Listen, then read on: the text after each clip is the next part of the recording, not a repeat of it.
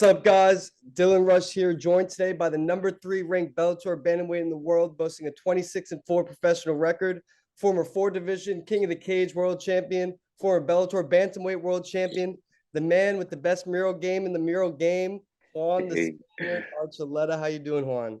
what up, man? I'm doing good. Good. Thanks for having me on, Update the Dylan. record. Is it 26-4 or 27? Yeah, 26, Okay, 26 and cool. 4 now. It's about to be 27 though. Hey. So you're set to fight Soo Chol Kim. I don't know if I'm pronouncing it right. Did I get it? Yeah, Sucho Kim. Yep. Kim at Saitama Super Arena in Japan. Bellator vs. Rizin event, New Year's Eve, December 31st. How excited were you when you heard about this event? And did you know right away you'd be on the card? Yeah, man, I was stoked. I mean, I was actually I was in Abu Dhabi for TJ's fight and they called me and said, "Hey, can you head out to Japan?" I was like, "Right now?" And they were like, well, at the next week after TJ's fight, we need you to leave that night." And I was like, "Oh fuck, all right." I was like, "Yeah, let's do it." Like, what's going on? They're like, "Oh, you're doing a press conference." I was like, "Oh, all right." And then they're like, "And then you're gonna be fighting out there." I was like, "Shit, well, hell yeah, let's do it." So I was stoked. I mean, I was pretty much speechless at that point.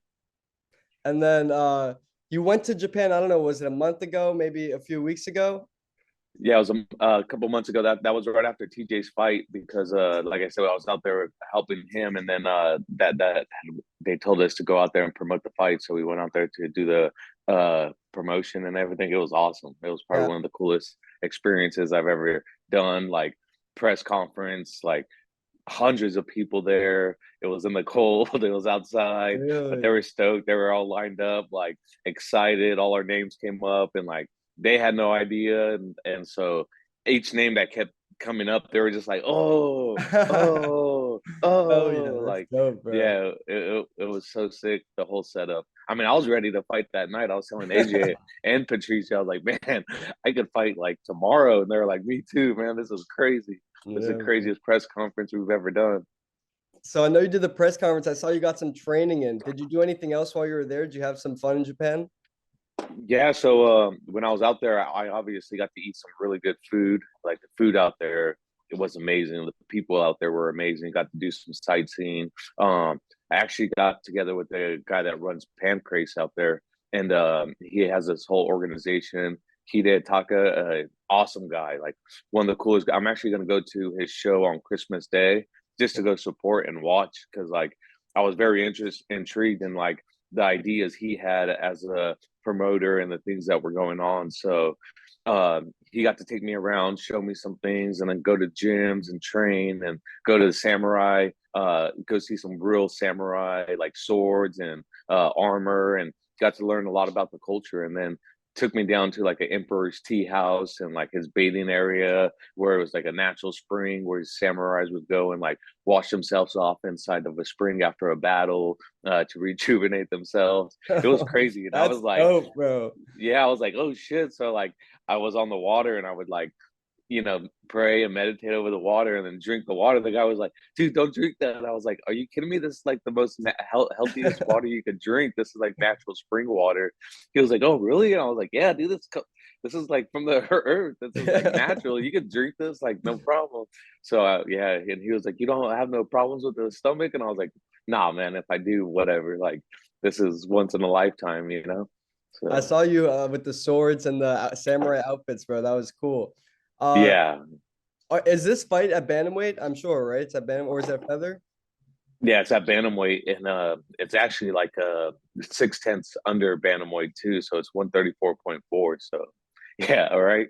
I was like, oh shit, okay, like let's do it. Yeah. All right. What do you know about Suchol Kim? I'm sure there's some film on him, right? I think he was like 18-6, if I saw correctly. Yeah, I mean this guy's good, dude. This guy, he's won the one FC champ, the Road FC champ. He beat the Rizin bantamweight tournament champion, and so he's a gamer, dude. This guy is a lot similar to Barzola. That's like a zombie that keeps coming forward, willing to throw down, willing to put a high pace out there, a bunch of offense. So it's gonna make for a fun fight, another fan favorite fight like the Barzola fight. And something that I don't have to chase down all the time and constantly be, on the go. Where we're gonna meet in the middle and throw down. So I'm super excited.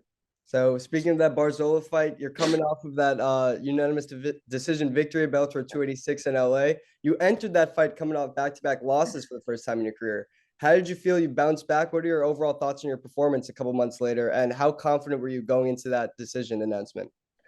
Yeah, I mean, like, I just talked to someone yesterday about like the pressure and things building up and things like that. And I said, for me, there's really no pressure because every fight that I have, I go out there and I push a pace and if I lose on my shield. Like I lose knowing that I went out there and did everything I can at each camp that I had. And the wins and losses are gonna happen. Like they're gonna take care of themselves.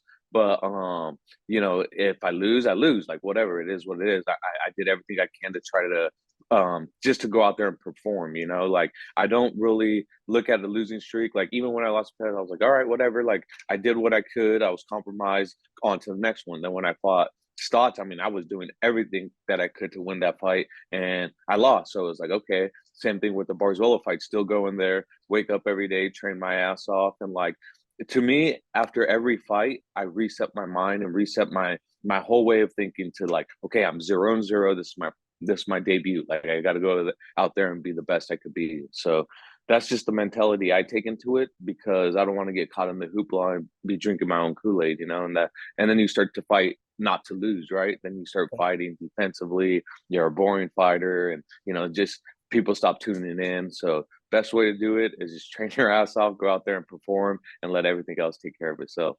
Makes sense. Makes sense. I know you're fully focused on the fight ahead coming up in about 2 weeks, but do you have any idea what's next for you in Bellator in 2023? Any idea of an upcoming opponent? I have one that I want to see fight, but I want to hear what you have to say first. Right now, like it's gonna look like things are kind of gonna take a while to get to the title fight because you have the Grand Prix final and then you have the unification of the title. You know, Me personally, I've been saying if Sergio wants to fight before the middle of next year or like the third quarter of next year, like let's throw down the day of the Grand Prix final. But again, I don't think that's gonna happen. I've been trying to push it, but doesn't look like it's going to happen. So whatever gets me closer to that title, whatever keeps me active, like I'm down to throw down. I'll share my idea real quick. Purdue wrestler versus Purdue wrestler. Juan Archuleta, Danny Sabatello. What is that? How do you feel about that one? I think he still has some a little more time to develop before that fight happens.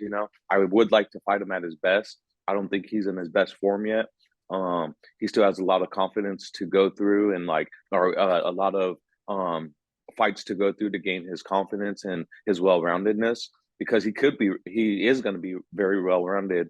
Danny's a hell of a gamer, has a lot of offense, but there's still a little bit of holes in his game until he gets comfortable in that cage. I want to fight people at their best, and right now I don't feel like he's in his final stride of being the best he could be. He still has some room to grow, and so I'd like to hold off on that fight until he's like showing that he's well rounded. A guy that I would say that would be ready to go would be like someone like Magomedov or like Mhm. the loser of this Grand Prix final, or if I want to be active right away, so something that makes sense, or if we sign someone that is good to go and in the first quarter of next year, then let's run it. Oh yeah. So you trained with Patchy and Cali. Patchy came out to Cali for this camp ahead of his fight with Magomedov. He's the only guy. You're the only guy to ever beat him. What were your thoughts on his performance in that submission there in round two last weekend? Yeah, it was crazy, because I obviously follow him on Instagram, and so he shot out a message saying like, "Hey man, is anyone training?" Like, I said, "Hey man, my gym doors are always open if you want to come and get some rounds in." Like, and it'll be all cool. Like, I'm not egotistical. We've trained before, and he came in and we got some good rounds in, and he looked sharp and ready. There was no ego involved, and I knew right away when he put he put Magomed in that guillotine. I was like, oh fuck, he's in trouble. Like, and then Magomedov shot again. I was like, yep, there it is, it's done. But he looked great. I thought that was flying under the radar. I don't know why he wasn't getting the hype that he deserved going into that fight. But it is what it is. You know, they have different agendas, but he went out there and did what he was supposed to, and that was finish Magomedov. And now he has a hype behind him, and now it puts a lot more pressure on Stotts because Stotts ran his mouth talking about he was going to butcher up Sabatello, how he was going to just outdo him on his feet, and he didn't really do that, you know. And so it gave a lot more confidence to Patchy, and I felt like it kind of put Stotts a little bit on his heels, where he's like, "Shit, I got to reconfigure things and things like that." So, yeah, you got the win, but you know, a couple of judges or one judge saw it the other way, two judges saw it very close, and so you know that plays mind tricks on you when you're fighting like that. Last interview we did was at the end of September. You told me that Patchy gets 2 subs and wins the whole Grand Prix. You fought both Patchy and Stotts. You standing by that prediction? It's looking good so far.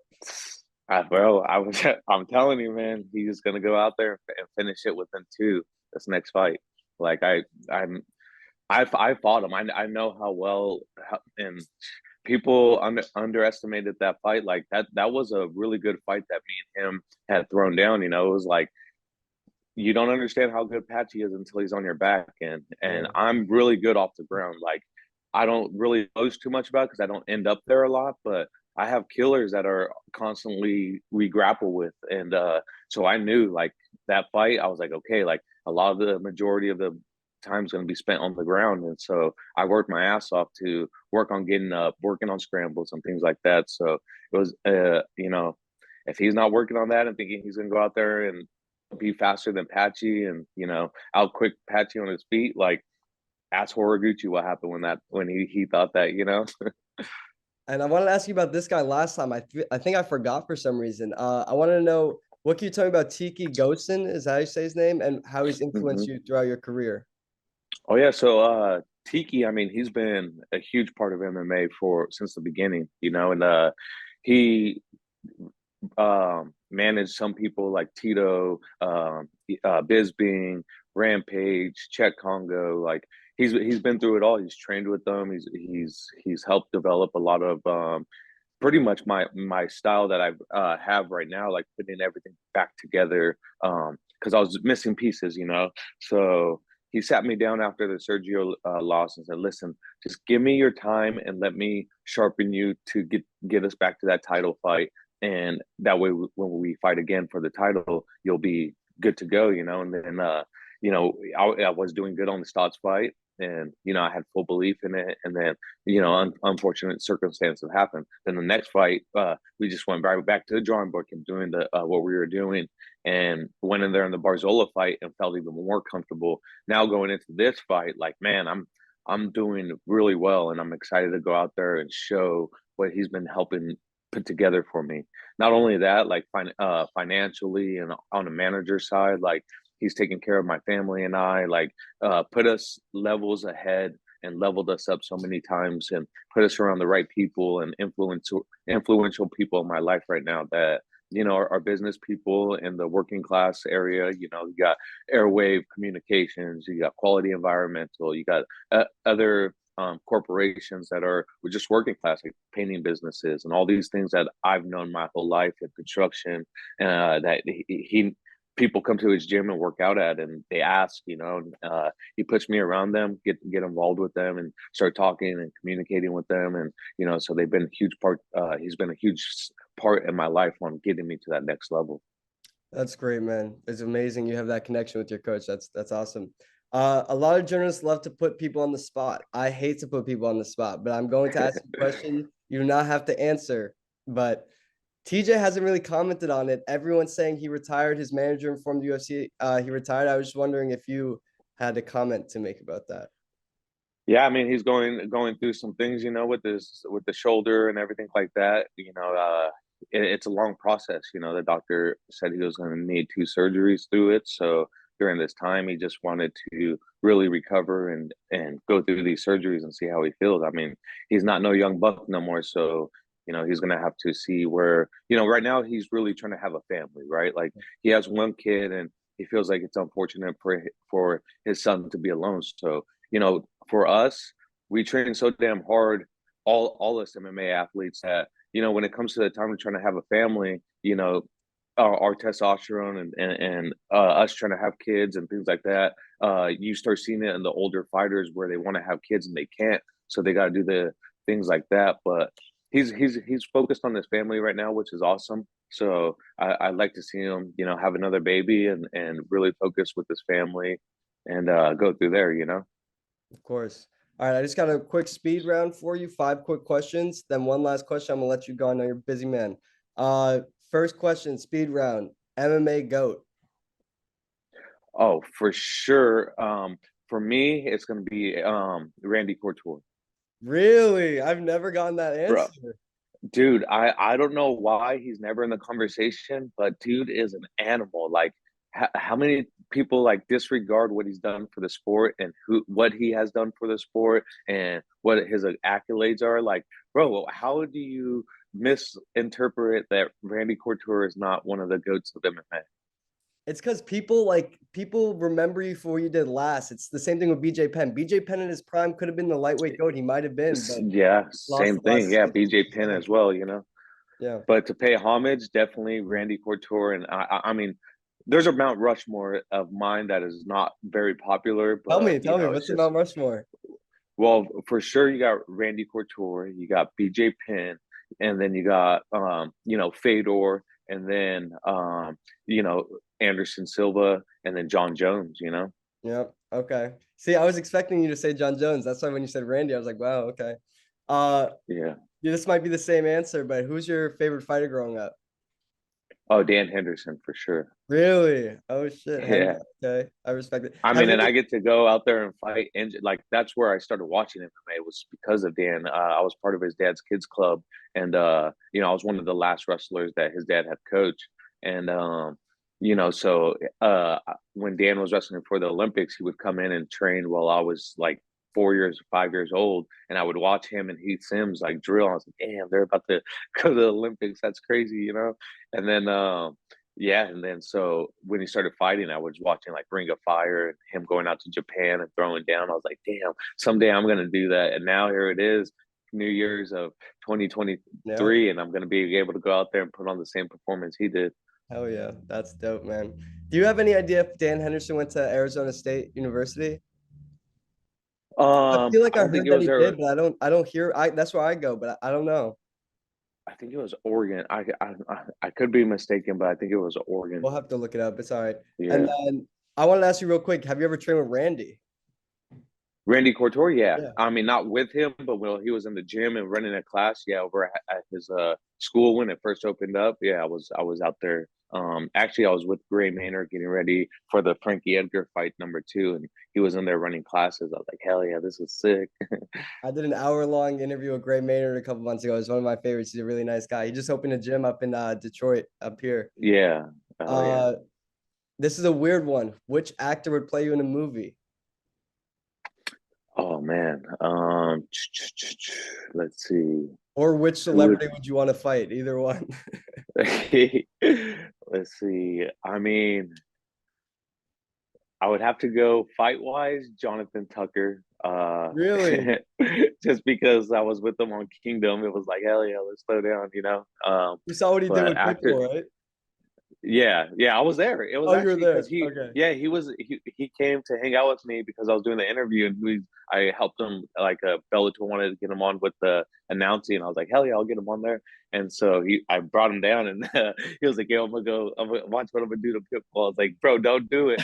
And he charged over to him. I was like, you're an idiot, bro. He was like, That's dude, so I didn't funny. think he was gonna. I didn't think he was gonna think I was serious. I was like, yeah, bro, he's ready to fight. He's The fighting this fighter. weekend.